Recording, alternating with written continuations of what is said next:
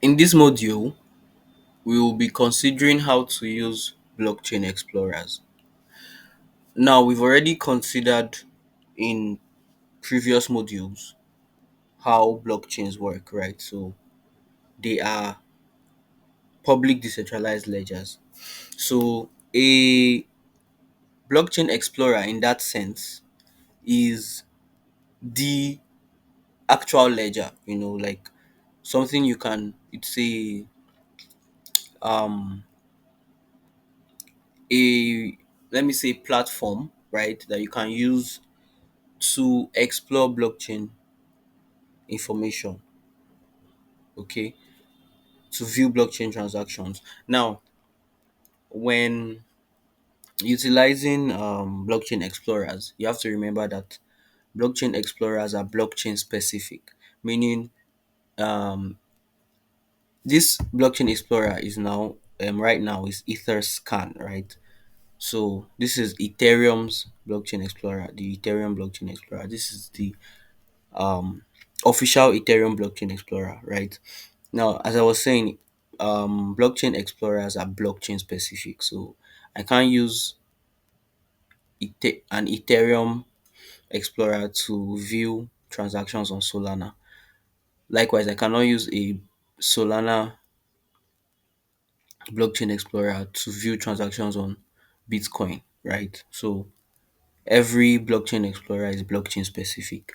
Now that that is out of the way, let me just take you around the blockchain and then show you one really cool thing that you can use blockchain explorers to do. And this can be used on all blockchain explorers, right? So I'll just show you an overview, then I'll show you that the stuff I want to show you. So this says blockchain, right? This is home. We're on home right now. That's why this is blue, right? So this says blockchain, and then under that you have transactions, pending transactions. You have a whole lot of stuff, right? This says view blobs. Now, blobs are simply information containers.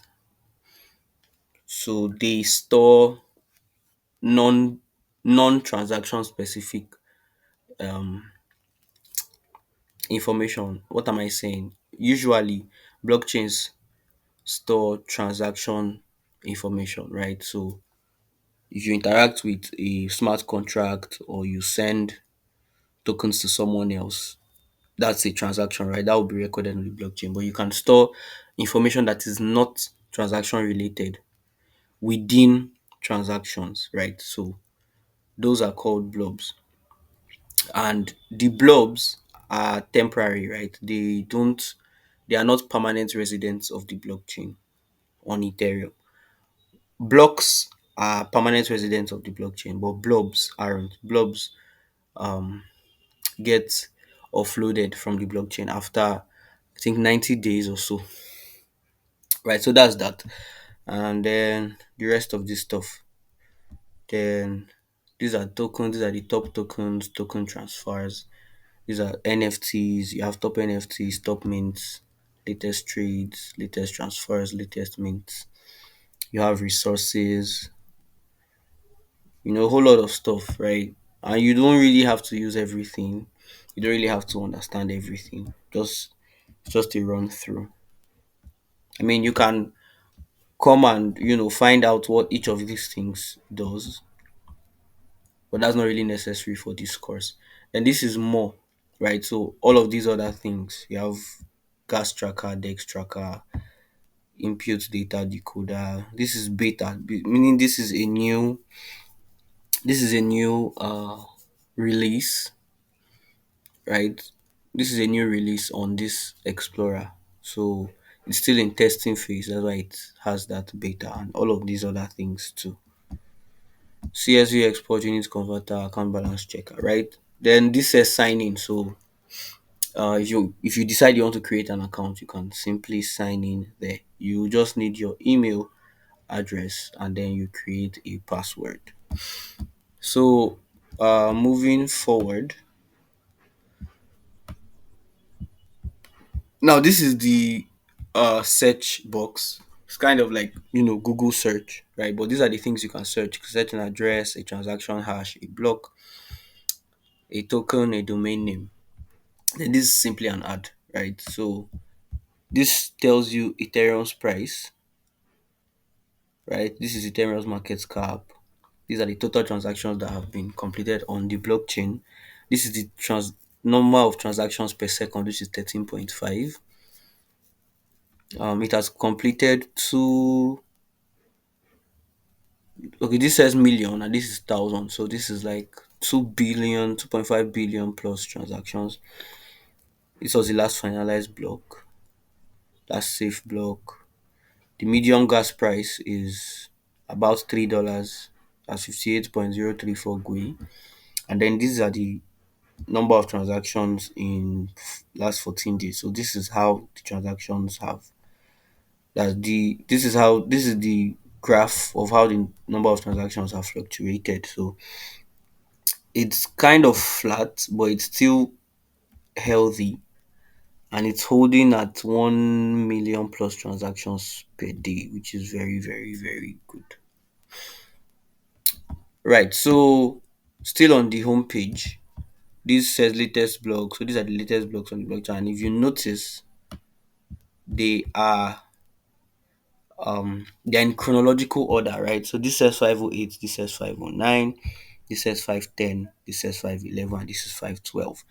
It's ascending order because the most recent block will have a bigger number than the one before it, right? Because this block was created before this one. So the order will go from down to up, right? And then you have latest transactions. So some of these transactions are contained inside, latest block. So this carries 143 transactions. So we can be sure that all of these latest transactions are contained within this block, right? So basically, this is, you have viewing blockchain activity in real time, and this happened very recently ago. This is like 16 seconds ago, 12 seconds, 16 seconds, right? So all of that, now this shows fee recipients, right? So this is the person that finalized this block and got paid the ether, the ether that was dispensed in that block, right? And then same goes for this and this and that. Then for this side, this is the transaction hash. So this is the um identity, or let me say the code that that particular transaction carries. Let's say the receipt, right? So this is the receipt. Here, this says from, this says to, right? So it means the transaction moved in this direction, right? From this address to this address. So either tokens were transferred from this address to this address, or this address interacted with this address. Now, this two address could be a smart contract address, and it could also be an individual address. So if this address interacted with this address with this smart contract, right, then it would be from this to this, right? So um for the most part, the address on top is an individual address, while the address below can either be a smart contract or another individual address. So that's just like the overview, of this blockchain, right? So moving to what I said I was going to show you, right, using blockchains. So you can actually use blockchains to do token research, right? Let's say you've been on Twitter is with the platform where most blockchain, crypto and Web3 conversations take place, right? But let's say you don't want something that is all the buzz, right? You don't want something that is being talked about. You just want something unique, something different. Okay, so you can just visit the blockchains Explorer, and in this case we're using Ethereum, right? And then you just go to token, and then you view top tokens. So once I clicked that, it will take me to the token tracker. So now it's showing me all the available tokens, right, on this blockchain. So on my left, I have Theta USD, BNB, USDC. Many of these are popular top 100 coins, right? So let's say I wanted something really, really, really, not being talked about. Then I would go to, so this shows 50 records at a time. And we're on page 1 of 34. So we still have a long way to go, right? So you want something that is, and let me see what they are ranked by. I think most of them are ranked by market cap, right? Because this says 119 billion, and this is 84 billion. Yeah. So anyway, these are all the tokens on Ethereum's blockchain, right? Ethereum itself doesn't appear here. And the reason is that Ethereum isn't a token on Ethereum blockchain. Ethereum is the native currency of Ethereum. So um what I'm saying is the token was created almost at the same time as the blockchain itself, right? But these Ethereum coin rather, right? That's Ethereum. Um okay. Ethereum is a coin, right? And the main difference between coins and tokens is that coins are native currencies of blockchains, while tokens are created on blockchains after the blockchain has already been, in existence, after the blockchain has already been running, right? So it's just a very minor detail, right? But that's the difference.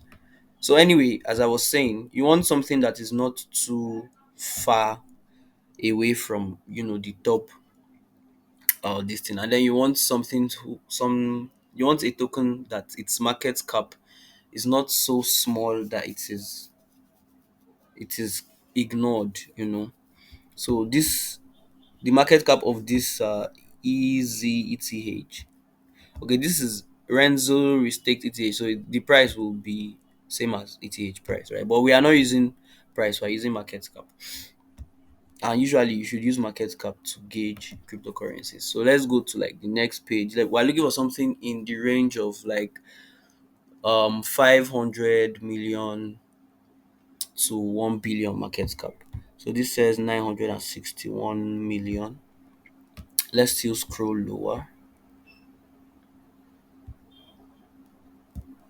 It says 350 million market cap, and this is also another form of ETH. This isn't.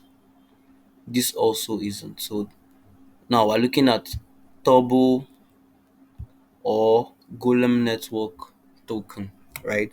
So just based on what I have on this screen, right, I can see that Turbo. This is number of holders, mind you. I can see that Turbo has more holders than Golem, right? So let's go with the one that has the lower number of holders, right? And then the market cap is slightly lower. So let's check Golem, Golem Network token. Now, we're not going to do research here, but we have just used the blockchain explorer to find this token, right? So from here, we can now proceed to, conduct research, right? But a bit of research that you can do right on the blockchain explorer is, specific information about the token. So it says its max total supply is 788. This is 788 million tokens, right? And then total number of holders is 19,880.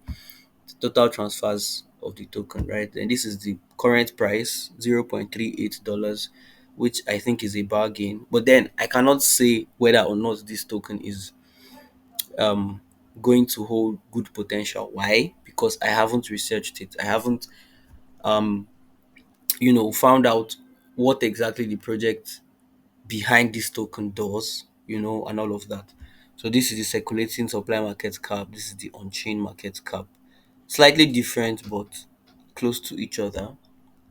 On-chain market cap means the number of tokens that are currently residing on chain, right, on the blockchain. Then this current circulating supply market cap is all the number of tokens that currently exist, right? So assuming this um is being mined, it means this is the highest that the supply can reach. So um if you multiply all of this by the current price, then that would give you the maximum, um that's the total supply at complete dilution, or assuming complete dilution. And complete dilution means all of the token supply is available, right? So, because with tokens that are being mined, not all of the supply is available at once, right? It gets released over time. And I've described this phenomenon with Bitcoin in a previous module, right? So, like I said, you can use the blockchain to do you know, a bit of research, right? So, they said the maximum supply is 788 million, right? Now, these are the highest holders. Okay, no. This says transfers. So these are the transfers that have taken place last. So I want to see the number of holders. The top holders rather. Okay, so this wallet holds 19% of supply. This wallet holds 12%, and then the other wallet holds 11%. Now all of these wallets are related to the token, right? So this golem, this says golem, this says golem, and the name of the token is Golem Network token. So it means a lot of the supply is still in the hands of probably the team or the foundation or something. This in itself is not a good or bad sign, right? Because it might be in their possession because they don't want it to like get in the hands of people who will dump it, right? So they're probably holding on to that supply. But like I said, it's just something to take note of, right? So you want to take note of the highest number of holders. Now, this wallet is an anonymous wallet and they are holding 12% of supply. If this person decides to dump, it will affect the price of the token significantly, right? And currently, the value of the tokens is $39 million. Assuming they bought at, let's say, $1 million, this is a good price point to take profit, right? So it's just something to consider, like I said. Then once you've considered the top holders and you feel like it's something cool that you want to check out, then you can now check the DEX trades, that decentralized exchange trades. So you want to know where it is currently trading. Now this shows you, right? So I even wanted to say that this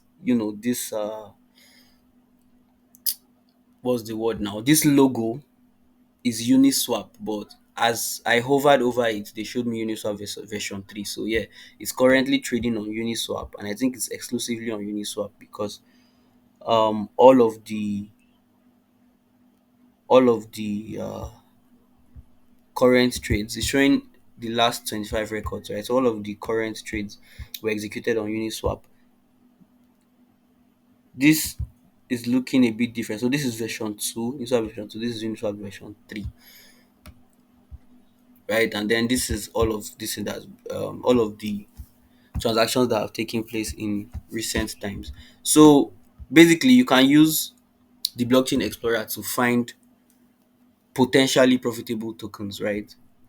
Residing on the network that probably nobody is talking about, you know. And this number of holders is reasonable. It's not large, at the same time, it's not too small, right? So you can now take the name of the token, right? Golem network token, and then proceed to make proper research on it, just the way I will show you in subsequent lessons. So that's just a, you know, cool way to use um blockchain explorers to find potentially profitable tokens, and then simply by using the networks token token viewer or token searcher, right? So and then if you look at this, it also shows you the contract, the token contract, right? So if I copy that and I paste it in the search bar, right, it brings me to this. So if I was on the home page, let me go back to the home page and then show you. Since I already have it copied, right? So let me go back to the home page, and then I will just paste the token's address and it will take me straight there.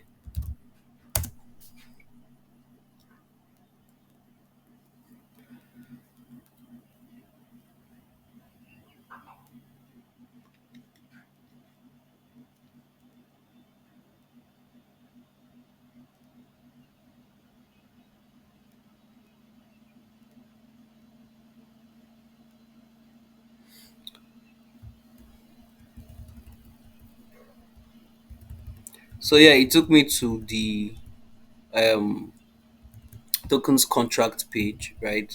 So you can see Golem, this is the public name, right? Then you can see token holdings of this address, and then this is the contract creator, Golem deployer, Golem network token, right? So basically, this is the tokens contract address. So yeah, this is overview token holdings, right? So they are actually holding a couple of tokens themselves, right? So this graph token, reputation token, and all of that. Then this says more info, and then it now shows me contract creator, token tracker. So this is the token tracker for Golem network token. So yeah, that's basically a lesson on how you can use blockchain explorers. Thank you so much for your time, and see you in the next section.